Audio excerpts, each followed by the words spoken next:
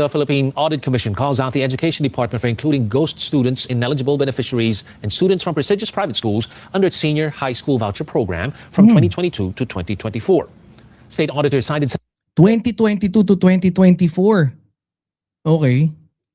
several cases where beneficiaries were absent during monitoring visits without satisfactory explanation from school officials. The commission also found cases where beneficiaries were listed as enrolled but were not able to attend classes since the start of the semester. Auditors further revealed that some beneficiaries were listed multiple times in the same school or listed in different participating schools. The COA says these lapses not only compromise the integrity of the program, but may result in the misallocation of public funds intended primarily to support underprivileged learners. Filipino protesters announced what they called U.S. aggression against Venezuela. Our correspondent Jeff Caparas now on the line with that story. Jeff. Yes, various. Okay. Yun, ang ganda lang naman yung ano natin eh. So yun nga no. So ayan, flag na. Pero matagal na rin naman nating alam to. Pero yung yan nga lang, medyo mas flag talaga ng COA. No, yung ghost student diyan sa DepEd Senior High School voucher program, no? Sino ba ang ano niyan? DepEd niyan. Kaya nga tayo that time nanawagan tayo na pababain, no? Si Sara kasi hindi siya karapat-dapat na maging kabinete netong ating mahal na pangulo na si Bongbong Marcos. Yun nga, kung maaalala nyo, no, nagkaroon tayo ng malaking panawagan diyan sa as a matter of fact nag-conduct tayo ng rally, 'di ba? Sa Liwasan Bonifacio, pinamunuan ng mga vloggers, no, na mga tropa din natin. Kaya yung DepEd, 'di ba? Kasi pinagre-resign natin siya bilang DepEd dahil nga maraming sablay, no, dun sa DepEd. Tapos yung syempre, yung walang katapusan na hanggang ngayon nandiyan pa rin yung confidential fund na hindi niya kayang ipaliwanag. Kaya minarapat natin na magkaisa yung mga vloggers during that time para manawagan, no, at pag-resignin. Pero kung 2022, 2023 hanggang 2024, I'm not sure when did Secretary Angara started bilang ano. So pero isa si Secretary Angara yung nag-aayos, no, yan.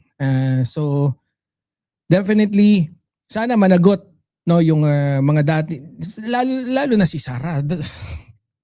At syempre yung mga naging tauhan na naging kakuntsaba din, no, or nagpagamit, walang, 'di ba, na dun sa opisina ng DepEd dati na mga nagpagamit, dapat managot din. Hindi lang yung si Sara na kung saan siya yung naging secretary noong 2022 hanggang 2024. So, ayan, good job dyan yung COA, no, at na-flag down na nila. So, yan, winner tayong lahat dyan.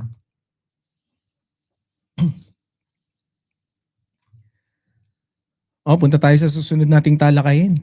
Pero bago ang lahat, ayan, syempre, nakita ko dyan si Ma'am Chaicher. Nandiyan na. Binate eh. Yun, Ma'am Chaicher, shout out. Sino pa? Doon sa mga bagong dating pa din, ha? Proceed na tayo dun sa susunod nating tatalakayin. Ito, idol ni ano to eh.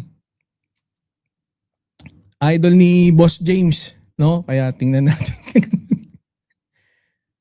Asa na? Hindi naman to eh. Asa na yung ano natin? Di-download ko na kasi kaya lang wala akong tiwala na dun sa ano ko. Sa pag-download ko baka nagkaroon ng effect dun sa downloads. Pero anyways, ito. Puntahan natin to. Medyo mahaba to. Pero gusto ko tong ano na to eh. Itong topic na to. Ito. So itanong dito, makasama natin via Zoom ang ating regular, pwede na rin to siguro nga co-anchor natin dito. Ayan, magandang hapon po, Sir Ronald Llamas. Happy New Year! Ito nga pala, no? Siyempre, yung topic natin dito is yung si Bongo.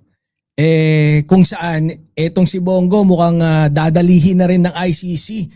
Siyempre, pa isa-isa, no? Although nakapagtago etong si Senator Bato de la Rosa, sana, no, magkaroon ng pangmalakasang estratehiya yung kapulisan kung paano aarestuhin and then kung paano yung gagawin dito kay kung sakasakali man kay Senator Bongo, 'di ba?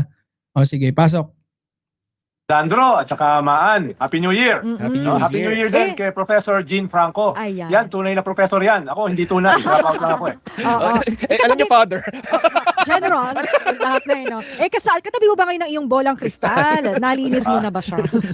natawag din ang manghuhula. Kasi anong lucky color of the year?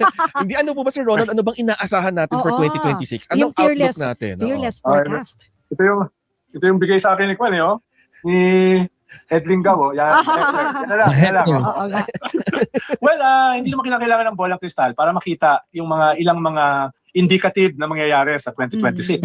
Dahil napakahalaga nitong 2026. This will be a very defining year. More than 2027. No, lahat ng mga posibleng mangyari sa 2028 will be shaped ngayong 2026. Halimbawa, yung ekonomiya, yung backdrop, yung Ako although maraming naasa dito kay Secretary Llamas, even from the side of ng mga loyalista.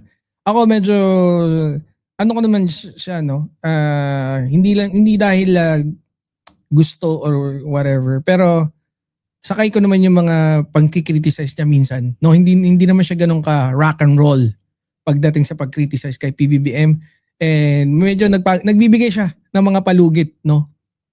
Syempre, hindi natin masisisi yung ibang mga hardcore na loyalista na kung saan busit na busit pagdating kay Secretary Llamas, no? Ganun talaga. Ginusto mo yan, di bahala ka dyan. objective sitwasyon natin, mukhang lahat naman nag-agree na below target yung ating economic development sa 2026 because of different factors, no? Inflation, low investment, no? At saka Pero yan lang din yung isa kong hindi gusto dito sa pagdating sa pagtalakay ni Secretary Llamas. Although laging nilang binibira yung economy, no? According din naman dun sa mga advisor tsaka economic advisor ng ating mahal na pangulo, ganun din ng bansa natin. Medyo okay naman, no? Mas okay siya kaysa, there's a big improvement, no? Every year kumpara dun dun sa progress nung nakaraang administrasyon. itong corruption scandal natin, yung government spending, tapos itong pahina na peso, global situation, etc. etc. So, ang problema, kung babagsak yung ating ekonomiya below 4%, medyo malaking problema yan para sa ating gobyerno. Ikalawa, mukhang itong political battles ay mag-i-scale up sa 2026.